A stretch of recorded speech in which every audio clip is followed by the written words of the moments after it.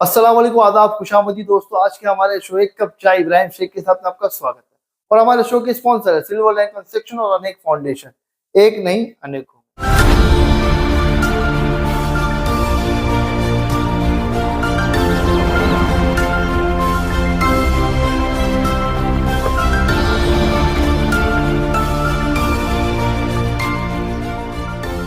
दोस्तों, आज हमारे साथ बात करने के लिए खास मेहमान कल्याण लोकसभा के उम्मीदवार यूसुफ फारूक खान, जो कि 88% दिव्यांग है और दिव्यांगों के लिए हमेशा खड़े रहते हैं। तो आज की हमारी चाय की चर्चा यूसुफ खान के साथ है। यूसुफ भाई, आपका बहुत बहुत इस्तकबाल है, कैसे हो?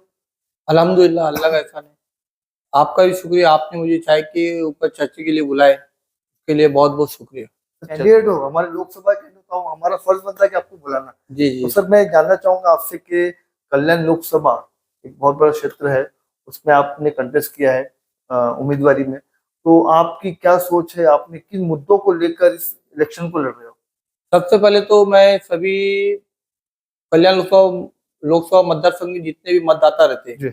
उनसे एक अपील करूंगा कि आप 20 मई 2024 को जो मतदान होने वाला उसमें आप 100% जाके अपना मत दे, चाहे गर्मी रहे चाहे धूप जल तल मिलाती धूप धूप रहे। इससे क्या होगा कि अगर आपने 100% वोटिंग किया, 20 लाख के अब 20 लाख मतदाता रहते हैं हमारे कल्याण लोकसभा मतदार के अंदर। पूरे कल्याण में? यस। ओके। अगर आपने पूरा ज्यादा से ज्यादा वोट किया तो एक अच्छा कैंडिडेट मेरे जैसे चुन के आ सकता है। कि मतलब आपको क्या ऐसा लगा कि नहीं, मुझे भी इलेक्शन लड़ना है? मतलब क्या कमियां दिखी आपको? हमारे इधर पे जब नॉमिनेशन भरा गया तो मैं देखा कि बहुत सारे जो सियासी पार्टी थे, वो सियासी पार्टी के जो कारकुन थे, बड़े बड़े वरिष्ठ लोग, वो चिल्ला रहे थे कि 24 कल्याण लोकसभा मतदार संघ से किसी मुसलमान या तो पूरे देश के किसी मुसलमान कैंडिडेट को नहीं उतारा गया है इंडिया अलायंस वालों ने, और ना तो बीजेपी वालों ने उतारा है। तो मैं तो हूँ मुसलमान, अगर नहीं है कोई तो इंडिया में कम से कम एक, मैं तो 24 कल्याण लोकसभा मतदार संघ से मैं तो मुसलमान हूँ और माजूर भी हूँ, गरीब घर का भी हूँ। अभी तक आपने अमीरों को जिताते हुए दिया है, अमीरों ने कहा आपके घर में आके झांका है। आज इलेक्शन है तो आपके घर घर आके आपका झूठा भी खा रहे हैं उन लोग। और अमीरी आज देखिए, मैं खुद 80, आपने बताया कि मैं 88% माजूर हूँ, मगर ये माजूरियत मेरे अंदर है जितनी, मेरे को लगता है कि उससे ज्यादा और वो माजूर के अंदर माजूरियत है और तकलीफ है। तो मैं उनको वो तकलीफ से बाहर निकालने के लिए, उनको वो तकलीफ ना हो ये भविष्य में, इसलिए मैं प्रशासन से जूझता रहता हूँ। और हमारे जो कायदा है, जो हमारा 2016 का कायदा है, उसको अमल नहीं हो रहा है। अमल कराने के लिए मैं ये लोकसभा का चुनाव लड़ रहा हूँ। और हमारे गरीब जो इधर परिवार रहता है, जैसे तोरण का मसला आपने देखा है, तोरण तोरण है, और आगे आप जाएंगे डोंबिवली में टाटा पावर लाइन है, एमएसी भी है।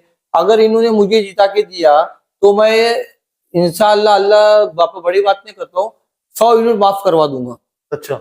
हाँ, पूरे कल्याण लोकसभा? यस, कल्याण लोकसभा मतदार संघ में जितने भी घर है, तो टोरेंट पावर, टाटा पावर और ये एमईसीबी से 100 यूनिट माफ करवाऊंगा। और इसका ऑडिट भी करवाऊंगा, जिस तरह से दिल्ली के अंदर अरविंद केजरीवाल की सरकार, आम आदमी पार्टी ने ऑडिट करवा के लोगों को मुफ्त बिजली मुहैया कराई है, तो मैं सरकार में भी परिसर बनाऊंगा। जब सरकार में रहूंगा, सरकार में नहीं भी रहूंगा, इंडिपेंडेंट कैंडिडेट बोल के अगर मैं जीतता हूँ और कोई सरकार को साथ दे दूंगा, अगर फिर भी मैं एक प्रेशर बनाने की संसद में आवाज उठाऊंगा कि जिस तरह से अगर दिल्ली में हो सकता है तो हमारे महाराष्ट्र में, हमारे बाकी के राज्यों में क्यों नहीं हो सकता है।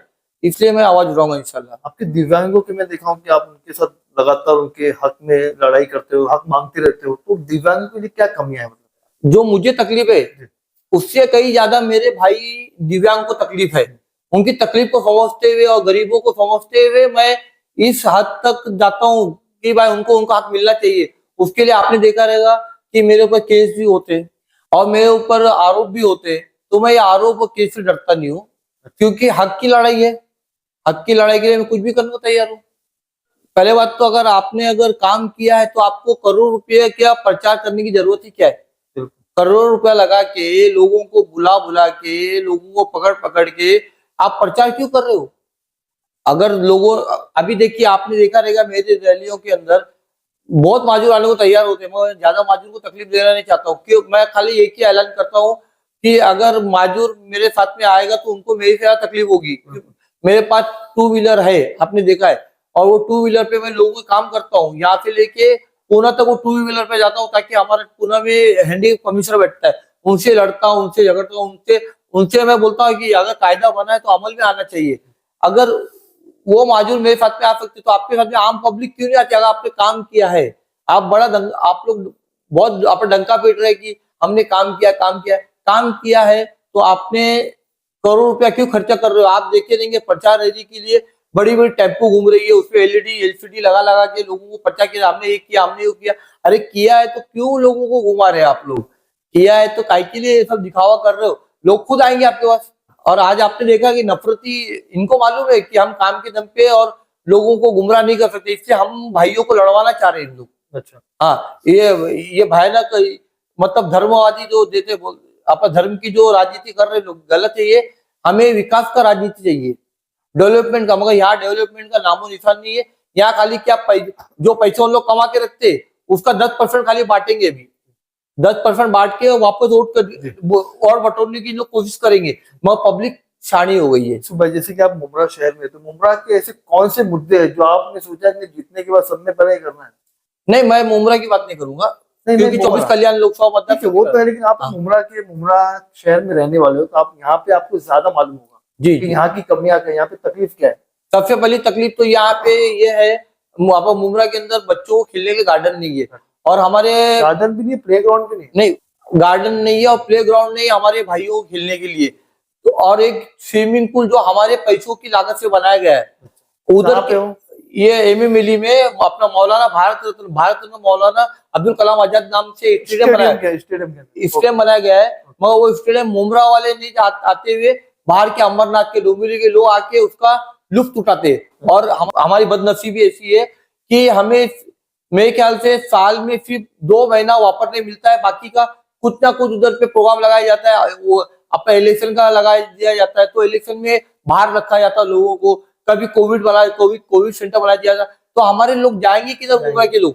ये आपने ये जो प्ले ग्राउंड है, तो ये मतलब शहर में होना चाहिए। यस, तो मतलब जो सत्ता में बैठे थे वो भूल गए, नहीं देना नहीं चाहते, क्या था मतलब? नहीं, ये मैं बताया ना आपको, जो सत्ता में आते नहीं ऐसे लोग, क्योंकि ये हक है ना, ये तो हमारा हक है, शहर का। मैं आपको वही बता रहा हूँ, सत्ता में ऐसे नहीं आते, ये पैसा खर्चा करके आते, तो पैसा का और कैसा आएगा? तो उन लोग उधर भी जीपी बिल्डिंग वगैरह इलीगल वगैरह कुछ भी बना के, जो हम लोग के लिए आरक्षण है, रिजर्व प्लॉट है, और रिजर्व प्लॉट पे इन लोगों ने, यहाँ तक मार्केट नहीं, हमारे मुमरा के अंदर मार्केट नहीं है। यहाँ तक अभी आपने देखा रहेगा कि मुमरा स्टेशन से लेके सिल फाटक तक, कल्याण फाटक तक आप चले जाइए, एक भी बाथरूम नहीं है। जो बाथरूम अभी लाखों रुपया करोड़ रुपया लगा के लाया गया है, वो बाथरूम वो ओपनिंग ही नहीं हो रहा है। आपको मैं शॉर्ट में एक बताना चाहता हूँ, 2003 में माजूरों से 200 माजूरों से इन लोग ने इंस्टॉल के लिए एक अर्जियां मंगाए थे, वो अर्जी 2004 में फाइनल हो गई, 200 लोगों को देना है। मगर हमारे जो राजनेता लोग है, राजनेता क्रेडिट लेने के लिए सिर्फ 2007 तक हमें घुमा रहे थे, आज होएगा, कल होएगा, परसों होएगा, मगर मेरे ध्यान में ये आया, और जब मैंने माहिती निकाला कि 196 ऑलरेडी जगह सिलेक्ट है, 196 लोगों को देना है माजूरों को, तो अभी तक नहीं दे। तो मैं 3-4 बार पत्र व्यवहार किया, पत्र व्यवहार करने के बाद मुझे कोई रिस्पॉन्स नहीं आया। तो मैं हमारी जो ये अपना मीडिया है, टीवी चैनल की मीडिया को लेके एक नंग आंदोलन किया उनके सामने, कमिश्नर का, जब नंदू कुमार जलते साहब थे। अच्छा, नंग आंदोलन करने के बाद में उन लोगों ने हमें देने को तैयार हुए। 2007 12वें महीने दिसंबर तक हमें 196 लोगों को अलॉटमेंट तक मिला। जब मेरी लड़ाई चालू हुई, मेरे पास उसमें आपका भी नाम था, उसमें मेरा भी नाम था। और मैं डरा नहीं कि भाई मेरा नाम कट ना कर दे इन लोग। अच्छा। उस टाइम फुबाद गोहिल हमारे गट नेता थे, और ये सब हम बोल रहे ना, ये राजनेता लोग आज देखिए, आज कैसे आप सब एक मिलके, एक को हराने के लिए एक सब मिल गए, एक को हराने के लिए एक मिल गए, है ना? पहले क्यों नहीं मिलते आप लोग? विकास के काम के लिए क्यों नहीं मिलते? क्यों बोलते हो कि भाई ये नहीं वो अभी हमने करेंगे, हम वो क्रेडिट के चक्कर में आप लोगों को क्यों मार रहे हो? क्यों डेवलपमेंट रोक के रखे हो आप लोगों ने? आज आपने देखा रहेगा एक म्युनिसिपालिटी हॉस्पिटल बना है, म्युनिसिपालिटी हॉस्पिटल कोई काम कर रही है, वो डिस्पेंसरी लाइक का है। क्यों ऐसा? क्योंकि अभी तक ये हमारी महानगर पालिका है, वो 4 माले का उन लोग ने बजट निकाला था 1/3% पे, मैं उसको 10% लेके गए। ये भ्रष्टाचार हुआ है। एक हमारे इधर पे अभियंता था धनंजय गोसावी करके, उसको 15 साल क्यों रखा गया, जबकि हर कमिश्नर 3-3 साल में बदली होता था। ये इंजीनियर लोग क्यों नहीं बदली होते? इनके पीछे कौन राजनेता रहता है, ये आपको भी सबको मालूम है। ठीक है, ये तो मुंबई शहर की बात होगी। अभी आपके साथ मैंने सुना माजूर बहुत है, कितने कल्याण लोकसभा में आपके साथ जुड़े हुए हैं? कल्याण लोकसभा मतदार संघ के अंदर हमारे जो माजूरों की तादाद है 95 के एक्ट के अनुसार 60 प्रकार के जो माजूर होते थे, जिसे बीमारी होती है उन्हें माजूर कहा जाता था। मगर 2016 का जो एक्ट आया है, 2016 के एक्ट के अंदर 21 प्रकार के माजूरियों को अपना जो बीमारी है उनको माजूर बना दिया गवर्नमेंट ने। लेकिन अभी आपके साथ कल्याण लोकसभा में आपके साथ कितने लोग जुड़े हुए हैं? 1,25,000 आपके साथ 1,25,000 मतदाता है मेरे। अच्छा। हाँ, फिर उनके परिवार वाले। हाँ, और मुझे भरोसा है कि ये माजूर के लिए काम करने के लिए और माजूर कोई जिता के देने के लिए इन लोग आएंगे इंशाल्लाह आगे। दिव्यांग की दर्द समझ सकता है। हाँ, जैसे मैं समझ रहा हूँ वैसे मेरी दर्द वो भी समझेंगे। और मैं ये कुछ अपने घर के कामों के लिए या मैं लोगों के काम के लिए, माजूर है, गरीब है, वरिष्ठ नागरिक है, तो उनके लिए मैं आया हूँ। सुबह बहुत बहुत शुक्रिया। कल्याण लोकसभा की जनता आपको देख रही है, आप कुछ उनको मैसेज देंगे? मैं अगर जीत के आता हूँ तो पहला मेरा मैनिफेस्टो में मैंने ये लिखा, एक एफिडेविट बनाया, एफिडेविट 100 रुपए के स्टाम्प पेपर पे। अगर मैं जीत के आ गया तो सबसे पहला मैं कल्याण लोकसभा मतदार संघ में रहने वाले लोगों को 100 यूनिट मुफ्त बिजली प्रोवाइड करूंगा।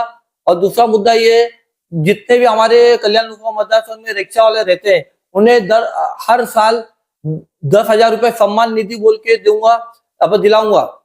और तीसरा मुद्दा ये, मैं 24 कल्याण लोकसभा मतदार संघ कर्ज मुक्त करूंगा। जिस तरह से हमारे पीएम स्वनिधि के तहत 10,000 रुपए दे के लोगों को देके उनको कर्जदार बना गया है, मैं उनको 10,000 रुपया सम्मान निधि दिलाऊंगा। एक तो भाजी पाले वालों को और फ्रूट बेचने वालों को, और जो ये छोटे मोटे धंधे करते हैं अपना घर चलाने के लिए, उन्हें 10,000 रुपये सम्मान निधि दिलाऊंगा। और चौथा ये है कि अभी छोटी मोटी बीमारी के लिए हमारे से 20 से 25,000 रुपया प्राइवेट हॉस्पिटल वाले ले लेते, तो मैं उन परिवार वालों को 2 लाख रुपए, हर परिवार के लोगों को 2 लाख रुपए मेडिक्लेम दिलाऊंगा। नंबर 5 है शिक्षा के अपने माध्यम से। अभी आपने देखा रहेगा कि 24 कल्याण लोकसभा मतदार संघ के अंदर गरीब परिवार बहुत रहते जो प्राइवेट स्कूलों में पढ़ाई नहीं कर सकते, तो उनके लिए उनको मैं 50% सहूलत जो ट्यूशन फी होती है उसमें माफ करवाऊंगा। और मेरा जो छठा पॉइंट है, छठा मुद्दा है कि हमारी जो दिव्यांग, हमारे क्षेत्र में जितने भी दिव्यांग है, वरिष्ठ नागरिक है, विधवा है, इनको हर महीना 5,000 रुपए सम्मान निधि में दिलाने की कोशिश करूंगा सरकार में जाके जीतने के बाद। मैं कल्याण लोकसभा मतदार संघ से सभी मतदाताओं को हाथ जोड़ के रिक्वेस्ट करता हूँ, विनंती करता हूँ कि मैं इस चुनाव में एक माजूर होने के बाद में भी हिम्मत नहीं हारते हुए खड़ा हूँ आप जैसे गरीब लोगों और माजूर लोगों के लिए, ताकि उनकी आवाज बन सकूं और संसद में उस जगह जाके आप लोगों को हक दिला सकूं। इसलिए मैं इस चुनाव के अंदर सिटी, जिसे इंग्लिश में कहा जाता है विस्टल, ये निशानी लेके मैं खड़ा हूँ। और मतदान करते वक्त आप 2 नंबर की मशीन और 22 नंबर का बटन दबा के मुझे ज्यादा से ज्यादा वोटों से जीता है, ताकि मैं आपकी आवाज बन सकूं। अभी तक आपने अमीरों को जिता के दिया, आपने देखा आपका क्या भला हुआ है। एक टाइम गरीब को जिता के दो और माजूर को जिता के दो, जो आपकी तकलीफ, आपका दर्द समझ सकता है। ऐसे लोगों को आप जिता के भेजेंगे तो आपको उसका लाभ देखने को मिलेगा। मैं यही रिक्वेस्ट करता हूँ आप लोगों से। यूसुफ भाई बहुत बहुत शुक्रिया, बहुत अच्छा लगा आपसे बात करके। ये थे यूसुफ भाई कल्याण लोकसभा के उम्मीदवार, जिनसे हमने बात करी, कुछ सवाल किए, उन्होंने हमारे सवालों का बेबाकी से जवाब दिया। फिर मिलेगा अगले मेहमान के साथ। अल्लाह हाफिज।